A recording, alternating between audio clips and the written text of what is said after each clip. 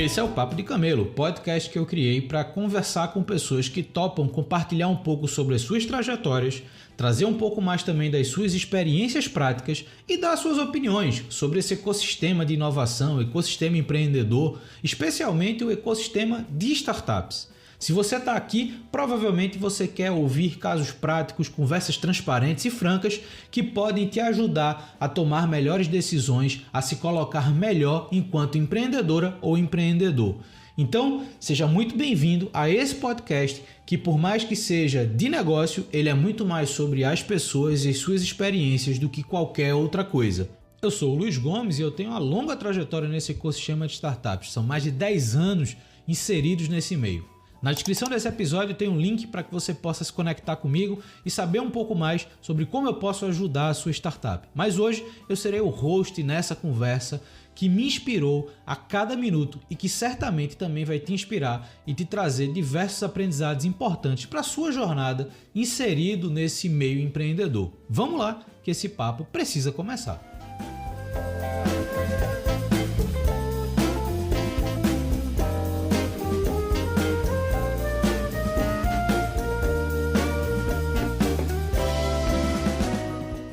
Hoje eu estou recebendo a Roberta Simões e o Peu Coelho, que são cofundadores do grupo The Rabbit, uma empresa que tem algumas soluções diferentes para definição estratégica, para tratamento de marcas das empresas, para desenvolvimento de design sobre serviço. Então a gente vai tratar aqui sobre diversas atividades que eles estão fazendo hoje, mas fundamentalmente a gente vai conversar com dois fundadores que têm um portfólio de soluções. Eu acho que essa é a parada interessante para essa conversa, trazer para a mesa a gestão de um portfólio de serviços e como isso de fato pode conversar e combinar com uma visão de crescimento que faça sentido para toda a estrutura. Então, Roberta, Peu, obrigado aí por terem separado esse tempinho para conversar comigo.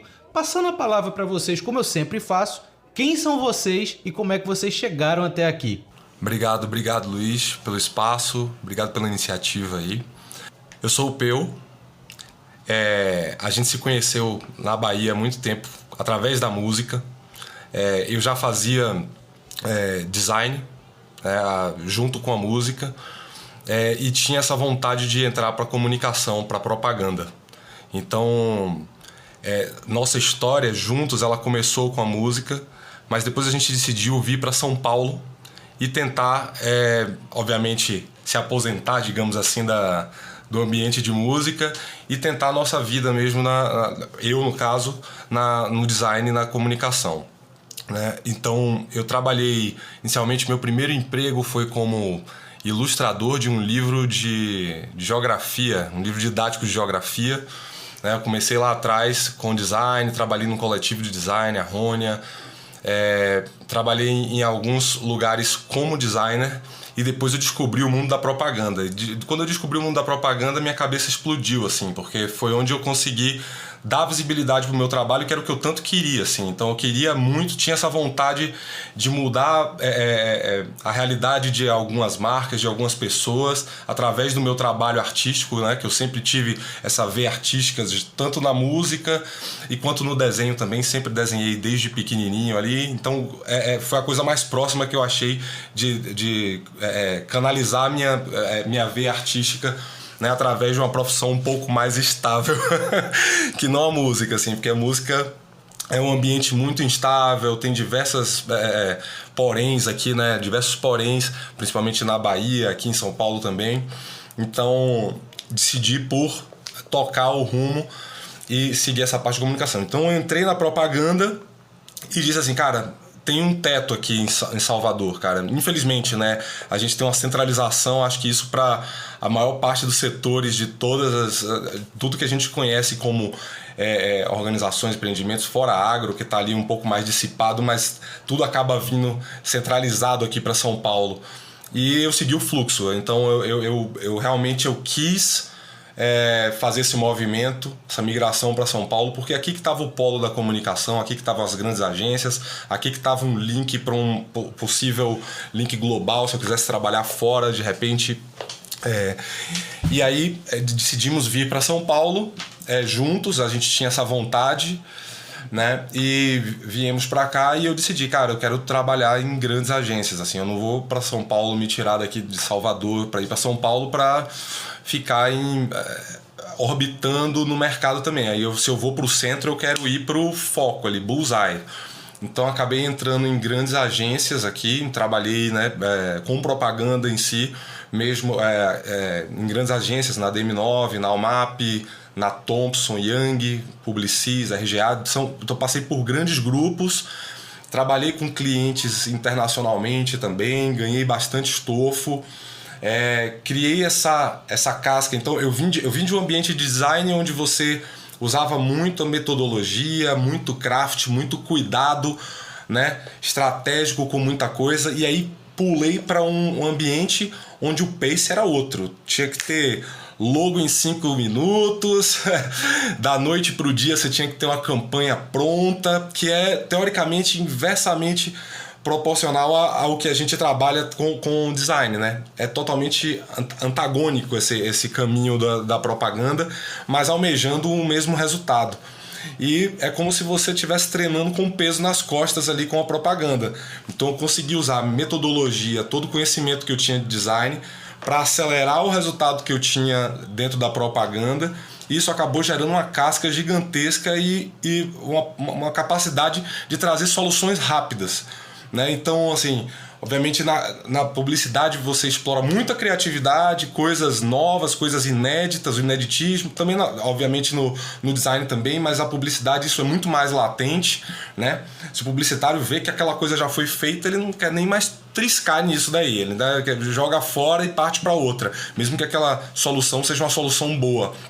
Então eu tive muito essa questão da rapidez, trazer soluções boas com qualidade em um tempo super rápido, e a partir daquele job resolvido eu sempre usava o tempo que eu tinha para melhorar ele, trazer soluções mais criativas, mas eu comecei a reparar que aquela solução já estava pronta, né? Desde o início eu conseguia resolver um job, juntar os quebra-cabeças, as peças do quebra-cabeça muito rápido e, obviamente, fazer daquilo que aquilo brilhasse.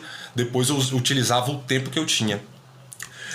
E dito isso, eu comecei a perceber que dentro da publicidade, o modelo de negócio da publicidade, ele não passou por mudanças muito drásticas desde que publicidade é publicidade, assim. Então eu comecei a perceber pontos críticos na relação de agência e cliente que faziam com que o processo não ficasse tão eficiente. Eu comecei a ser provocado, e a Roberta vai contar em paralelo ali no multiverso dela, aqui da nossa conversa, o lado dela da história, mas ela começou a me provocar muito porque ela trabalhou com diversas coisas. A Roberta mudou de carreira diversas vezes, mas ela começou a me provocar no sentido de que, cara, vocês perdem muita energia com publicidade, vocês trabalham até tarde, trabalham final de semana, e foi um ano super difícil na minha carreira, porque foi um ano que eu não coloquei, né, aquela vontade que eu tinha desde o início, não coloquei nada na TV de relevante, não coloquei nada no anúncio, não tinha produzido assim algo muito relevante durante um ano, só que foi um ano de muito trabalho. E eu comecei a perceber, eu disse, cara, tem alguma coisa errada, eu tô trabalhando pra caramba, tô suando aqui o buço, mas não tô conseguindo ver resultado nisso. Tem alguma coisa, ineficiência rolando nesse processo, que vale a pena a gente futucar para ver o que está acontecendo, né? Então a gente até rodou um form, uma surveyzinha com mais de 150 pessoas entre cliente e agência, para diagnosticar o que estava acontecendo em um dado momento ali na minha carreira, e a gente conseguiu resultados bem críticos assim, nessa questão da relação de agência e cliente, que a gente pode entrar até um pouquinho mais para frente nesse assunto, se der tempo, mas que me fizeram perceber que o modelo não estava azeitado. Então entrou a pandemia, eu tive uma esperança de que o modelo da propaganda pudesse se reformular, aquela questão do remoto, tudo aquilo que aconteceu ali naquele 2 anos ali, né, de lockdown, enfim, que a gente estava trabalhando em casa, e eu tive a esperança, mas eu vi justamente a coisa elastecer e voltar para o mesmo lugar, e isso acabou me incomodando muito, assim. Porque eu vi a possibilidade da propaganda se reinventar, mudar, era um momento propício para que isso acontecesse, mas não aconteceu. Então começou a me gerar muitos gatilhos, assim, a propaganda, no sentido negativo, de que eu via a coisa acontecendo do mesmo jeito, eu comecei a olhar os erros sendo repetidos e aquilo começou a me incomodar muito, assim. Então eu comecei a ter uma conexão muito mais forte com o design lá atrás, puxar as metodologias, as coisas, tentar rodar design sprints com os clientes que a gente tinha, junto com alguns outros colegas de trabalho, fomentar essa coisa da metodologia ágil, né, de trazer uma comunicação mais eficiente, tá todo mundo mais on board, over-communicate com o cliente, no sentido da gente ter um trabalho, um briefing mais... e uma direção de trabalho mais acurada. Dito isso, eu fui evoluindo e amadurecendo a ideia de empreender, que é aonde a gente chega agora, que nesse último ano de 2024 agora, foi minha transição finalmente assim de propaganda, né? Que eu estava como diretor de design da Publicis, do grupo Publicis, e parto para empreender agora com a minha empresa Design Guy e a nossa empresa que eu tenho com a Roberta, a Brainmade, junto com a dela, da Pitching, formando um grupo The Rabbit, né? Que de fato oficializamos essa nossa junção aí há mais ou menos um mês e meio. E essa é a minha jornada até aqui, assim. Esse é o meu lado do multiverso aqui. Agora a Roberta pode falar um pouquinho da visão dela. Luiz, obrigado demais pelo convite, super prazer estar aqui. Bom, a minha jornada ela não é linear, né? Como o Pedro falou, mudei de carreira várias vezes, então mudei de carreira 4 vezes em 6 anos, eu trabalhei com marketing, trabalhei em agência, trabalhei no entretenimento, com música, já produzi banda, fiz várias, eu tive blog de culinária e um belo dia eu conheci o mundo da inovação e nunca mais saí. Então eu trabalho com inovação corporativa há mais de 10 anos, criei uma das primeiras aceleradoras corporativas do Brasil, acelerei mais de 40 startups e eu empreendi ao longo da minha vida sem saber, né? Quando eu tive um blog de culinária, querendo ou não, é um empreendimento digital. E quando você tem uma banda, você tem que gerir, também é um empreendimento, mas eu não sabia exatamente o que eu estava fazendo. Depois eu fui trabalhar numa consultoria de inovação, depois que eu saí do mundo corporativo, né, da aceleradora, etc. E uma bela hora eu falei, bom, agora que eu tenho tanta consciência sobre empreendedorismo, já ajudei tantos empreendedores, eu acho que tá na minha hora também de começar a empreender de fato. Então eu abri uma empresa de treinamento de pitch bem tradicional, com modelo de negócio tradicional. Fui entendendo aquele negócio durante 2 anos e daí eu falei, bom, esse modelo tradicional para mim não funciona, eu preciso de algo novo.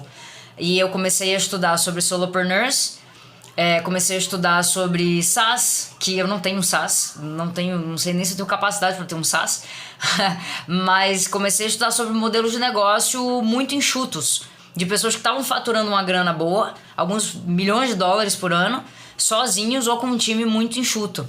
E daí eu cheguei no modelo da Pitching e eu trouxe o Peu também para a gente montar a Design Guy, onde a gente tem modelos por assinatura e a gente conseguiu produtizar os nossos serviços e não fazer uma prestação de serviço tradicional. Eu acho que produtizar serviço talvez seja um termo que não seja comum para todas as pessoas, então fica aí uma bola levantada para a gente explorar o que isso significa durante a entrevista. Boa. Bom, Roberta, eu acho que principalmente você, a gente é meio contemporâneo nesse movimento de startups, principalmente, né? Eu também criei uma aceleradora depois de ter empreendido uma startup e ter vivido o que a turma chama, entre aspas, com os dedos aqui, da jornada ideal da startup, né? Você cria, você internacionaliza, você vende. Então, eu passei por tudo isso, depois eu fui para uma corporação desenvolver uma estratégia de inovação e investimento em startups. A gente criou também uma aceleradora e eu fiquei nesse movimento todo até o ano passado. Foram 6 anos de corporação e agora a comunicação sempre me acompanhou numa linha paralela aqui e agora tem ganhado mais força, né? Tanto com a newsletter quanto com esse podcast. Então meio que as nossas histórias aqui, tanto a do Peu também vindo de comunicação, as coisas meio que somos contemporâneos de alguma forma. E eu acho muito bacana essa história de obviamente, transformação da cabeça profissional, né? Então, vocês dois tiveram suas experiências, passaram por diferentes lugares, obviamente aprenderam muito por onde passaram, mas fica muito claro na forma que vocês apresentam que meio que faltava alguma coisa para que vocês de fato se conectassem, né? Então, na fala do Peu tem muito essa questão de trazer uma certa autonomia e um processo próprio de trabalho, né? Que não fosse necessariamente aquela rotina frenética de agências e tudo mais. E no caso da Roberta, a gente vê muito essa questão de o pós-corporativo também, o trazer um pouco dessa relação mais próxima com as pessoas, com as estratégias, com as demandas. Mas o que eu olho para vocês também, quando vocês se apresentam e olhando um pouco do que vocês estão fazendo hoje, já para passar a palavra, me chama a atenção os racionais das marcas, vamos dizer assim, né? Então você tem Design Guy com a prestação de serviço de design, você tem a Pitching com uma prestação de serviço de pitch, que não deixa de ser comunicação estratégica, e você tem a Brandmade, que também fala de estratégia, mas fala de estratégia muito de modelo de negócio, de marcas. E eu queria entender primeiro, bom, a gente sabe que essas marcas elas foram arranjadas para formar o grupo The Rabbit, mas que cada um meio que entrou com as suas ideias iniciais, os seus objetivos de empreender iniciais ali. Então eu queria que vocês contassem os primeiros passos do que vocês estavam fazendo, né? Do que vocês se identificaram enquanto empreendedor e empreendedora, e como essas coisas se juntaram hoje para estar debaixo desse ambiente da The Rabbit. A gente reflete sobre como unir design com inovação há muitos anos. Muito antes da gente pensar em os dois estarem empreendendo. A gente já fez vários brainstorms sobre isso, a gente nunca conseguiu fazer esse cruzamento. E todas as vezes que a gente ia buscar um benchmark no mercado, era assim, design com inovação, mas o time era de designers. Ou então design com inovação, mas o time era de pessoas com um background parecido com o meu, de inovação. A gente falava, não é isso, não é isso. A gente não encontrava no mercado nada que conseguisse de fato unir uma coisa com a outra. E no momento em que, por um acaso, eu criei a Pitching, que apesar de ser storytelling, como eu tenho esse conhecimento da inovação corporativa, de estar dentro de corporações, grandes corporações e de trabalhar com startups, não deixa de ser um produto que nasceu da inovação, e eu trago muitas coisas relacionadas ao que eu aprendi nesses 10 anos trabalhando com inovação. E o Peu fez a Design Guy. A gente conseguiu meio que trabalhar na prática, e não só no brainstorming, a essência desses dois tópicos, né? Tanto da inovação quanto do design. E a gente começou a desenvolver. Essas empresas, elas nasceram praticamente juntas, com um mês de diferença. A gente começou a trabalhar a inovação, storytelling, o pitch para negócios e modelos de negócio junto com o design. Então, esse cruzamento ele começou a ficar muito óbvio de como que a inovação e o design se completam. Que no final das contas no mindset, que derivou de diversos frameworks que você consegue montar uma caixa de ferramentas para resolver problemas específicos. Então, qual que é a sua dor? Tá vazando? Você tem um cano na sua casa que tá vazando, eu vou abrir essa caixa de ferramentas e eu vou tirar as ferramentas ali que eu preciso para aquele problema específico. E você tem dentro disso esses métodos de inovação e de design, eles se completam muito, eles meio que nasceram juntos e o time de inovação usa as coisas que vêm do design, o design do que vem de inovação. E aqui eu tô falando de design thinking, de método de sprint, de hackathons. Então ali, quando a gente juntou as duas empresas e começaram a chegar clientes pra gente pedindo, eu quero um pitch de um produto que eu não sei exatamente o que é. Eu quero identidade visual de uma empresa que eu não sei pra quem eu vendo. A gente falou, puxa vida, tem uma oportunidade antes. Não dá pra essa pessoa me contratar, não vou conseguir trabalhar, não tem material pra isso. E Peu a mesma coisa. Então a gente falou, bom, existe uma oportunidade antes disso. Estratégia de marcas e modelos de negócio. Então a Brandmade foi uma empresa que ela já nasceu emitindo nota fiscal. Ela não tem nem site ainda. Mas a gente já tem cliente. Tem NPS é 10. Graças a Deus.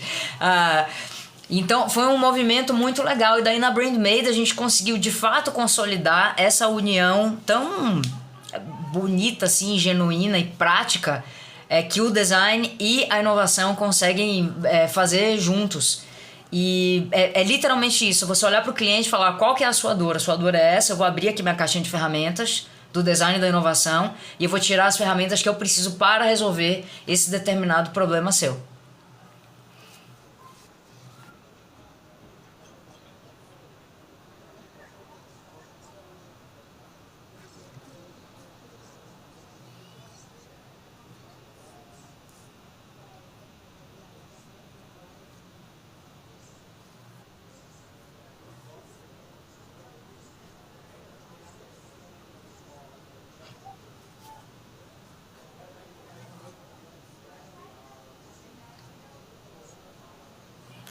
Perfeito. Bom, começou, obviamente, com uma provocação, né, de Roberta, assim, ela super me provocava em todos os sentidos, tentava enxergar, metade da vida dela trabalhava, a outra metade ela tentava me fazer enxergar que a minha não estava no caminho certo. Mas, assim, ela me apresentou, começou a me apresentar soluções tecnológicas de produtização de serviço, coisas, benchmarks fora, e a gente conheceu alguns modelos que me fizeram abrir o olho e pensar assim, cara, putz, dá para fazer algo parecido aqui, adaptar isso daqui, fazer o semi-copycat de tal modelo, adaptar para nossa cultura, né? Apesar de que o modelo que eu tô chegando com a Design Guy é um modelo que eu não encontro por aqui, então acho que tem uma barreira muito forte aqui, e aí a gente pode falar disso também mais para adiante, mas de cultura de assinatura, de subscription, assim, né? O brasileiro já tem uma trava até para passar 20 contos, 15 contos numa assinatura, quem dirá pagar um serviço desse recorrente. Mas me pareceu um modelo que fazia muito sentido pela natureza do trabalho que o mercado de publicidade estava exigindo, com o nível de senioridade que estava exigindo dos clientes, assim, sabe? Então os clientes estavam exigindo isso das agências. Ao mesmo tempo, a gente vê só para não ser injusto aqui também com o mercado em si, mas a gente viu ficando um pouco mais flat a questão da diferença e a senioridade dentro da publicidade. Muita gente mais jovem, a gente está aqui, obviamente, vivendo uma Gen Z que é agoniada, quer crescer logo, quer chegar no topo. A gente vê um mercado financeiramente achatando também os salários da publicidade. A gente sabe que há 20 anos atrás os salários eram hollywoodianos, hoje em dia não são mais.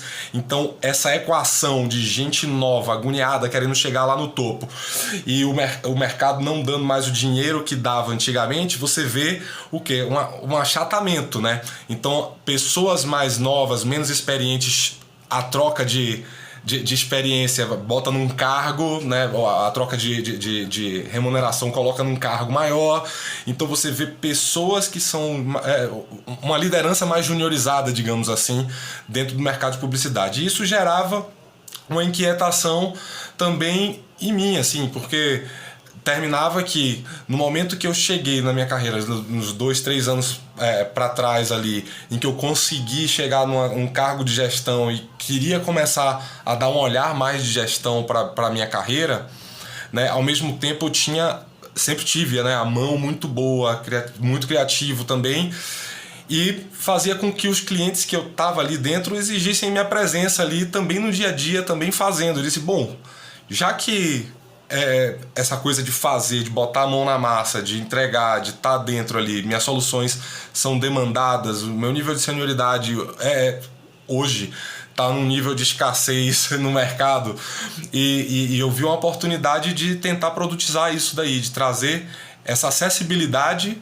né, para os clientes de uma forma mais tranquila, onde ele não precisasse, né, obviamente não tem um escopo gigantesco para fechar um FII com agência de nível mundial para poder prestar um serviço para essa pessoa. Ou seja, trazer o craft, a coisa, o design premium para outras pessoas também, para outras camadas, né? Porque existe uma camada muito grande ali que não estava sendo atendida. Você tem grandes empresas e grandes marcas com as que eu trabalhei, por exemplo, como a Nestlé, já trabalhei com Bayer, já trabalhei com Coca-Cola, já trabalhei com um monte de marca, mas que, cara, é o topo, é o topo do iceberg ali, é a ponta do iceberg.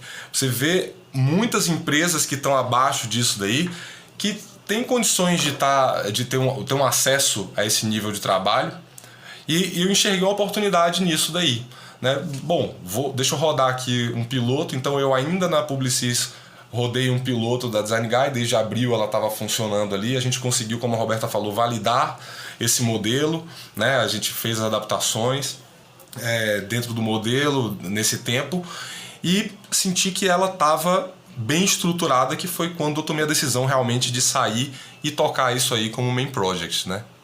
Cara, é muito bacana ver como vocês de fato se conectam na persona empreendedora, né? Como é que essa coisa de fato vai se transformando, vai ganhando forma. E uma coisa que, olhando de fora, pode ser uma percepção equivocada minha, mas também é algo que eu queria que vocês falassem mais. Quando eu pego Design Guy, Pitching e Brandmade, me parece, olhando rápido, que vocês conseguem atender diferentes públicos por diferentes demandas que cada uma dessas frentes pode de fato entender e gerar de valor. O que eu queria entender de vocês agora é como é que vocês desenvolvem, organizam e executam as estratégias dessas três marcas, e pensando aqui um pouco mais em quais são os perfis que fazem mais sentido para vocês se conectarem com cada uma delas, né? Então, o Peu colocou aqui algumas barreiras de acesso, algumas dificuldades para alguns perfis. A Alberta também colocou aqui um direcionamento de alguns perfis muito voltado para essas estratégias de pitch e da própria estrutura de estratégia de modelo de negócio, né? Então, contem um pouco mais sobre esse perfil de mercado que vocês conseguem atender com essas marcas. Eu acho que o foco das três empresas é B2B, né? É B2B, algumas soluções nossas chegam na pequena empresa, cabem no bolso delas, algumas outras não caberão. Então a Brandmade, por exemplo, a gente está em fase de teste, que a gente quer também produtizar esse serviço, mas ele ainda é um serviço absolutamente tradicional. O que eu preciso fazer para produtizar um serviço? Eu preciso rodar ele no modo tradicional muitas vezes para identificar padrões e assim eu consigo produtizar. Eu monto um esqueleto como se fosse. Isso não significa que ele não vai ser personalizado. A Brandmade precisa ser absolutamente personalizada. Mas eu consigo colocar isso dentro de um esqueleto e transformar isso num produto e cobrar o mesmo preço para todo mundo. Então hoje na Brandmade a gente está dando assim 90% de desconto do preço que a gente gostaria de cobrar, justamente que a gente quer vender para empresas menores, para fazer esses testes e depois a gente cobrar o valor que o produto de fato vale. Porque para começar, para você fazer um trabalho de estratégia de marca, de modelo de negócio, eu não posso usar somente os insumos que o founder ou o dono da empresa traz para mim. Eu preciso conversar com o cliente dele. Só isso já envolve um monte de entrevista. Eu não adianta uma reunião de briefing de 1 hora. Eu preciso ficar com o cara umas 3 horas. Eu levo frameworks para entender determinados assuntos que, durante o diagnóstico, né, na reunião de briefing antes, eu entendi que são pontos que eu preciso aprofundar mais. Que às vezes são problemas que nem ele enxerga que ele está tendo. Eu falo, tem um red flag aqui. Eu vou levar esse framework aqui para ver se a gente consegue identificar isso daqui que parece que tá... Sabe, parece que existe alguma divergência entre sócios, parece que os sócios não têm visões de futuro diferentes. Como é que você entrega uma estratégia de marca ou de modelo de negócio com sócios que não têm a mesma visão de futuro? Não tem como. Então, é um trabalho muito braçal esse trabalho da Brandmade, e a gente enxerga que ele é muito mais B2B e para empresas que têm um bolso mais gordo. E o nosso objetivo com ela agora é rodar tradicional para conseguir produtizar num futuro muito breve. A Design Guy e a Pitching, eu acho que o nosso foco são... os três são grandes empresas, né? Mas é que a Pitching eu acho que ela ainda pega uma fatia de pequena média. A Pitching ainda consegue pegar. A Design Guy pega hoje, mas em breve não pegará. O nosso copycat é uma empresa, uma agência de design que se chama Design Joy. É um cara que está faturando 1,8 milhão sozinho. É One Man Agency, ele mora no Arizona. E ele roda essa agência sozinho, ele tem lá uns 20 clientes. E qual que foi a estratégia dele? Ele começou cobrando muito barato, ele cobrava uns $400 por mês. E eram clientes que quando você tem aqueles $400 pro cliente pequeno, é muita coisa. Então, Se ele diz que ele pode entregar um pedido em 2 dias, o cara manda o pedido de um logo, ele entrega o logo, o cara já entra com o pedido logo em seguida. Então, um ciclo muito rápido de entrega. O que ele foi fazendo? Ele foi, ao longo do tempo, ele foi aumentando o ticket dele, aumentando a reputação dele e chegando nos grandes players que tem ciclos de aprovação um pouco mais longos. Se o cara te pede um logo hoje, não vai dar 2 dias, ele vai te pedir de novo mais um manual de identidade visual. Ele vai ter que levar internamente para pedir uma aprovação. Então, hoje ele consegue cobrar, ele atende uma cerca de 20 clientes, mais ou menos, ele cobra $5.000 por mês. Então não são pequenas empresas, também muito provavelmente não são médias empresas, são empresas um pouco maiores que conseguem disponibilidade de $5.000 por mês de forma recorrente para bancar um serviço de design. É você substituir o designer sênior que você contrataria para ter no seu time por um cara ali dentro, que não está dentro da sua equipe propriamente dita, mas é um cara extremamente sênior. E é um serviço, você está contratando, o cara vai te entregar, ele entrega muito rápido, ele entrega com qualidade, você não tem que se preocupar em gerir aquela pessoa e nem com encargos trabalhistas e tudo que contratar uma pessoa implica. Então é meio que substituir uma coisa pela outra. Eu acho que é muito esse lugar que a Design Guy ocupa. Eu acho que o Pedro pode às vezes falar um pouco mais sobre isso depois. A Pitching ainda está em fase de teste de modelo de negócio. Apesar de ser a empresa mais antiga do grupo. Então, antiga, né? Parece ter muito tempo. Tudo mega recente. Mas, assim, foi a primeira a ser lançada.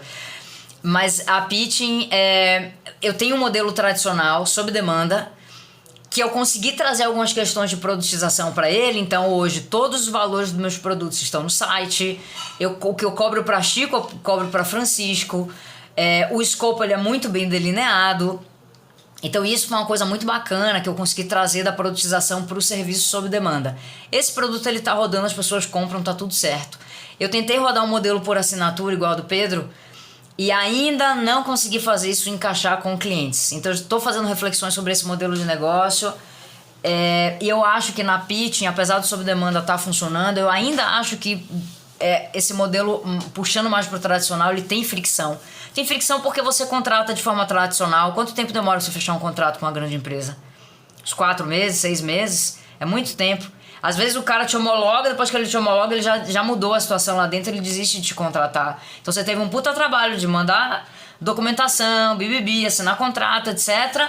E aí você de fato não é contratado no final das contas depois de 6 meses. Então esse tipo de fricção, o pagamento também, que às vezes demora de vir, né, 90 dias para pagar, 120 dias para pagar, esse tipo de fricção em modelo de negócio que a gente está tentando tirar das nossas empresas e sanar esse tipo de coisa, não pensando só na gente, mas principalmente pensando nos nossos clientes.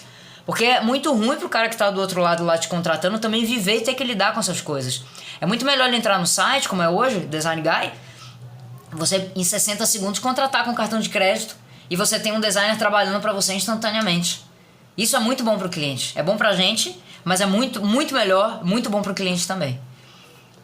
Essa é uma visão muito bacana de vocês e traz muito essa maturidade que vocês herdaram das experiências e estão implementando aí em 3 operações, que são 3 operações essencialmente distintas, né, em fluxo de operação, mas elas se convergem muito nessa busca por tornar o processo o mais prático possível para quem contrata, tornar o impacto e a percepção de valor muito mais tangível também para quem contrata, né? Então é muito fácil você perceber qual o valor por trás da Design Guy, qual o valor por trás da Pitching, qual o valor por trás da Brandmade. Então acho que esse trabalho dentro de casa, né, por mais que sejam produtos novos, né, enquanto tempo de vida de mercado, mas eles refletem não só a senioridade técnica, mas a maturidade dessa cabeça empreendedora que vocês estão aplicando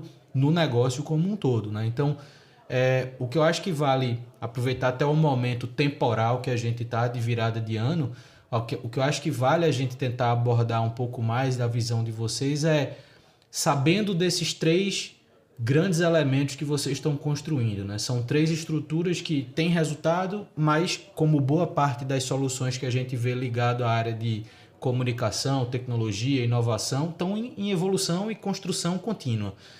O que vocês enxergam de próximos desafios, próximos passos. Eu acredito que cada uma dessas marcas aí, como a Roberta colocou aí da BrandMade, de executar ciclos tradicionais de serviço para se chegar numa cara de produto, a Pitching conseguir de fato evoluir, deixa eu refazer. A Pitching evoluir para um público de cliente mais alto ticket, vamos dizer assim como a Design Guy, né, com essa referência que vocês têm de conseguir levar isso para tickets mais altos. Mas quais são os próximos desafios? O que é que vocês já estão eventualmente planejando para essas 3 marcas? A gente tem uma vontade grande de entrar em infoproduto, Luiz. A gente está procurando ajuda para isso, porque já tentei sozinha, não consegui, não deu certo. Mas eu acho que o grande foco da gente hoje é encontrar bons canais de venda para aquisição de leads qualificados. Eu acho que a gente passa 24 horas por dia pensando em como fazer isso, como ajustar, como melhorar. Hoje eu trabalho muito a minha marca pessoal e levo as empresas atrás. Eu acho que essa é uma estratégia que tem muito founder que está usando e tem dado certo. E uma lição aqui para quem está escutando. Assim, esqueça métricas de vaidade. Eu já fiz post no LinkedIn que teve 6 likes e esses 6 likes me gerou um contrato de R$3.500. Então, a gente não olha muito para essas métricas de vaidade. Quantos seguidores eu tenho, quantos likes eu estou tendo. Não, tá me gerando lead? Tá ótimo. Então, produção de conteúdo tem se mostrado ser um bom canal de aquisição de leads qualificados pra gente. Então, a gente está colocando força nisso daí. A gente está fazendo... Aí a gente gosta de fazer pequenos testes, né, para ver o que acontece. A gente agora está usando a metodologia de um cara incrível, um dos maiores caras de growth do Brasil, que ele tem uma estratégia de venda no Instagram, usando mídia paga, através de DM. Então a gente está fazendo pequenos testes para ver se funciona essa estratégia dele. Vamos ver. Se funcionar, a gente vai seguir. Antes, logo quando eu lancei a Pitching, eu tentei trabalhar SEO. Fiquei 6 meses postando em blog e tal. Não deu certo, eu abandonei. Então a gente está muito nessa fase de fazer testes para ver qual é o melhor canal para que a gente consiga adquirir leads qualificados. Eu acho que esse se perguntar assim, qual é o grande foco de todas as 3 empresas, absolutamente é esse o foco. Boa. Eu acho que obviamente é uma visão que faz muito sentido e é uma priorização de estratégia que também é relevante não só pelo momento, mas também pela busca por esse posicionamento, né? Eu converso com muita startup principalmente e eu vejo que existe muitas vezes a falta de priorização sobre a busca por uma presença competitiva no mercado. E essa capacidade de competição, ela está essencialmente ligada à forma que você trabalha seus canais de venda, né? Você colocou uma coisa muito importante, Roberta, e eu acho que faz parte também desse, não só do contexto, mas do momento que a gente está vivendo, que é aproximar mais as nossas marcas das pessoas por trás, né? Então, essa personificação da marca eu acho muito importante. E isso que você colocou de não esperar os grandes números, né? Eu vivo isso aqui, tipo, a minha newsletter, que tem muito mais impacto hoje do que o próprio podcast, por mais que o podcast tenha um impacto grande, mas ainda assim, a newsletter para potenciais parceiros não é um canal de massa, né? Eu costumo brincar com a referência de... Tem gente que só quer investir no comercial do Fantástico, né? Pelo grande número. Só que o grande número, ele se torna um dado muito superficial, né? Você sabe quantas televisões estavam ligadas, mas você não sabe absolutamente quem é que está do outro lado e como é que aquilo vai se tornar uma relação de cauda longa com vocês. E aí, voltando uma provocação agora talvez mais para o Peu, que tem muito a ver com o design como estratégia, né?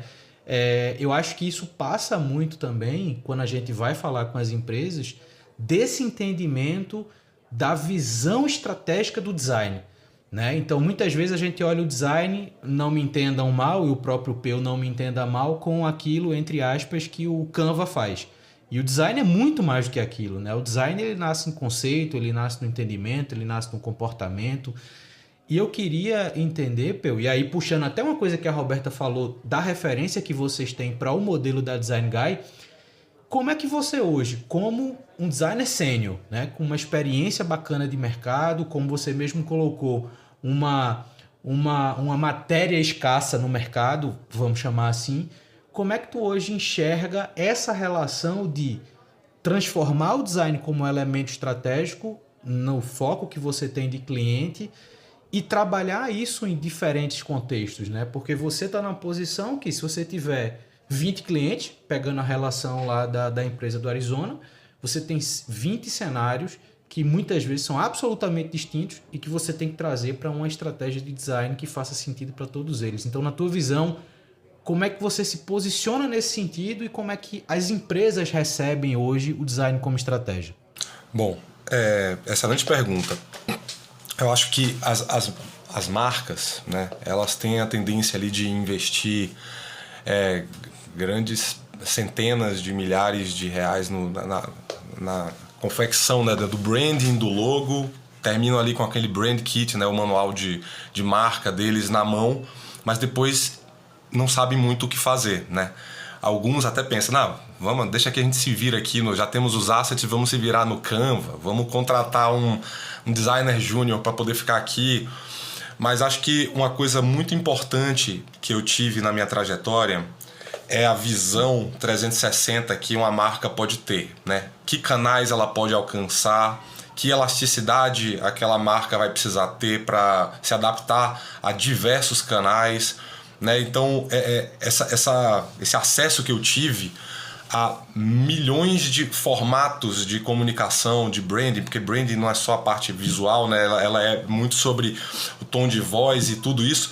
Então, essa previsibilidade que eu tenho com relação à capacidade de capilarização da marca, ela me faz oferecer algo diferenciado para o cliente que está ali comigo, entendeu? Então, essa visão estratégica, não a estratégia de marca ou de campanha nem nada, mas a estratégia de atuação mesmo, de design, né, dentro do desdobramento de design system daquela marca, entendeu? Então, essa visão de estratégia de desdobramento, de atuação, de adaptação, né? Hoje você tem muita gente que faz logo sem pensar no digital, que ela vai precisar ter um fave icon, vai precisar ter uma comunicação não verbal um pouco também. Então, eu acho que o meu grande diferencial está em trazer isso, né? Esse olhar tão minucioso para essa quantidade de atuações do brand da pessoa, né? Com a velocidade que eu faço. E aí você falou de quantidade de clientes, de 20 espectros diferentes de marcas e setores diferentes. Isso também eu trabalhei durante minha vida inteira. Então eu já atendi muitas marcas de setores diferentes. Financeiro, tech, automotivo, beverage, o que você imaginar. Então eu conheço quais são as peculiaridades de cada setor, né? Eu trabalhei com isso.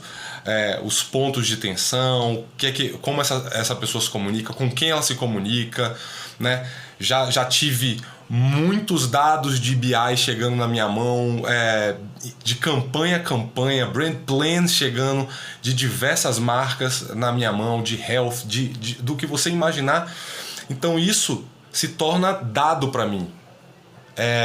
No sentido de que eu uso isso a meu favor para criar caminhos já muito ou quase certeiros para entregar soluções rápidas para esses clientes. Então, eu acho que a visão estratégica está nisso, está na experiência, no estofo, na visibilidade, né, omnichannel ali do que a gente entrega. Boa. E eu acho que no contexto da Roberta aí na Pitching, também tem um traço de estratégia nesse caso de comunicação, né? E quando a gente traz aí para o contexto do pitch como um todo, você pode ter aquele pitch geralmente usado por startups para apresentar negócio, mas você pode ter pitch às vezes para uma empresa defender a abertura de capital ou defender a aquisição de uma nova marca ou defender uma mudança estratégica. Então, o pitching como base estratégica de comunicação, que tem muita conexão com a visão do design, né, que o P hoje faz na Design Guy, também pede essa criação de cultura sobre a estratégia de comunicação dentro das estruturas que você acaba atendendo na pitching, né? Então eu queria, agora na tua visão como pitching, Roberta, entender como é que as empresas de fato entendem a importância do pitch não como uma sequência de informações, mas como uma estratégia, com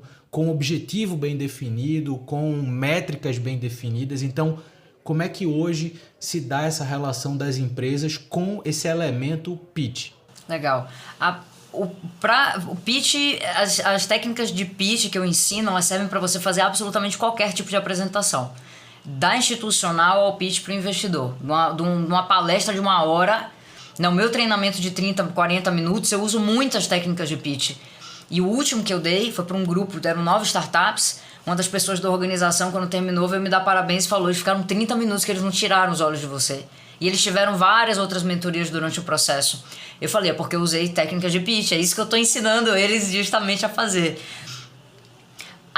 O pitch, ele tem uma vantagem e uma desvantagem. O PEO, né, o design, o advogado, o contador, eu costumo dizer que são must have. Você não tem escolha. Você precisa contratar um cara para fazer seu logo, fazer sua contabilidade, para analisar contrato para você. É must have. O pitch não. O pitch é um nice to have. Então tem gente que olha as dicas quando eu falo assim: gente, parte mais importante da sua apresentação, início e final, bloque os assuntos. Tem gente que olha e fala: putz, que negócio mais óbvio, né? Mas assim, você está executando dessa forma como eu estou falando? Você está transformando suas apresentações de 30 minutos para 5? Você está conseguindo converter porque você está fazendo reuniões com estratégia? Então, o cara que me contrata é porque ele de fato acredita que aquele negócio vai gerar resultado para ele. Tanto que, de novo, NPS, para mim é uma métrica incrível. O NPS da pitching é 10. Todo cliente que sai, eu gero uma pesquisa para entender se eu consegui atingir objetivos. Então eu tenho essa desvantagem de não ser um must have, mas por ser nice to have, quem me contrata de fato contrata porque entende que eu vou conseguir gerar ali o ponteiro. Boa. Então eu acho que isso faz Pois é, e eu acho que isso faz muito sentido no teu contexto, porque falar de apresentações, né, a gente rompe vários paradigmas, né? O que eu costumo dizer é: hoje eu atendo muitas startups com demanda de captação, na preparação da estratégia para captar investimento. E esse é um momento, por exemplo, que o pitch se torna um elemento fundamental porque tem uma demanda latente batendo na porta. Eu preciso captar investimento, então eu preciso ter um pitch. Só que aí, às vezes, eu pergunto para a startup: tá, mas cadê o teu pitch comercial? Como é que você apresenta um negócio para um eventual cliente? Não tem pitch comercial, tem um site, tem um vídeo.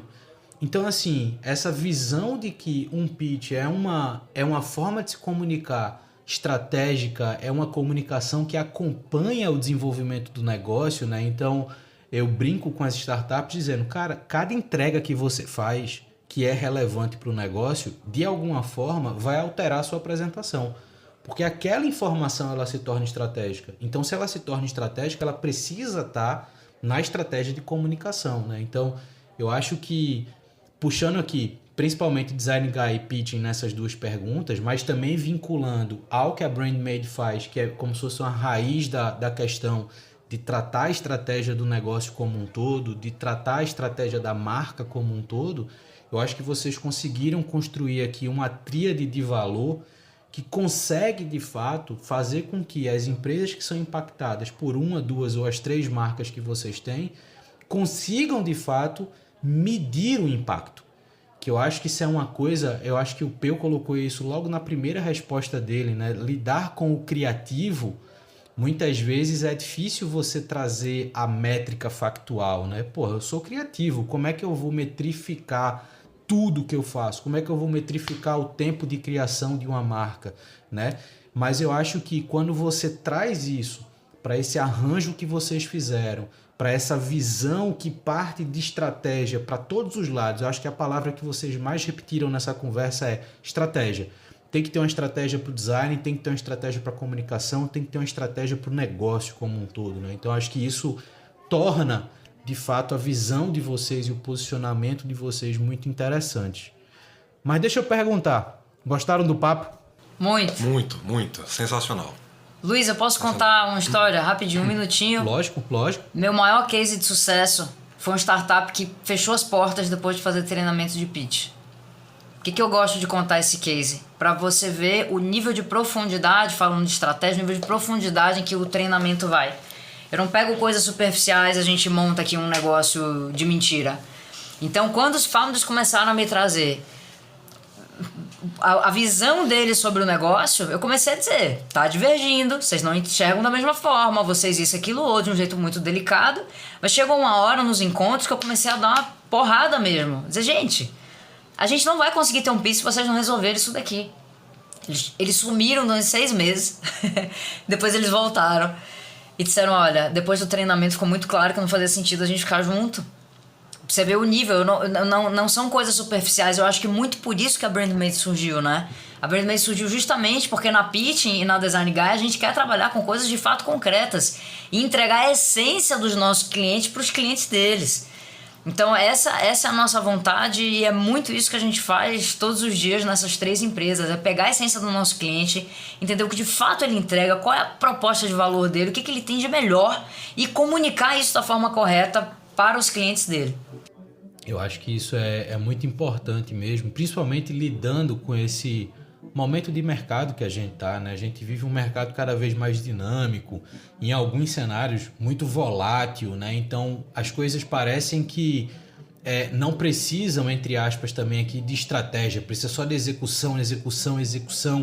E isso é uma coisa que eu também defendo muito, de se, por mais que você precise ter uma estrutura ágil, né? Eu não gosto de usar a palavra rápido, porque rápido pode transparecer uma coisa muito errada, mas você ter uma estrutura que depende de agilidade não inibe você ter uma rotina de aprendizado. E eu acho que esse aprendizado e essa evolução de aprendizado é o que vai estruturar uma visão estratégica, né? Então, esse case que você colocou, Roberto, eu acho que ele é muito relevante porque o que a gente mais encontra no mercado são as pessoas querendo empreender pelos motivos errados.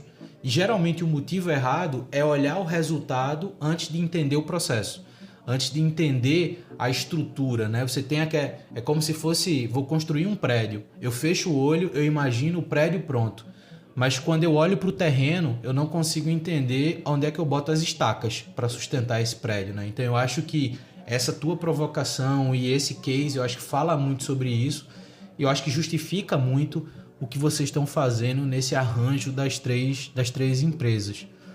Bom, e para quem ouviu a gente até aqui, né, eu lembro que todas as informações sobre a Roberta, sobre o Peu, sobre a Pitching, a Design Guy, a BrandMade e a The Rabbit como um todo vão estar na descrição desse episódio, então eu recomendo que você os acompanhe e que você acompanhe o que eles estão fazendo nessas 3 empresas. Por quê? Porque é muito provável que ou você precise de algum serviço que eles prestam ou pode ter o serviço que eles prestam como uma referência, como uma visão do que fazer para o mercado, de como se comportar, de como se colocar à frente às situações de mercado. Essas são formas de você, de fato, desenvolver suas competências empreendedoras e trazer boas oportunidades para o seu negócio se desenvolver. E a gente se escuta no próximo Papo de Camelo. Valeu!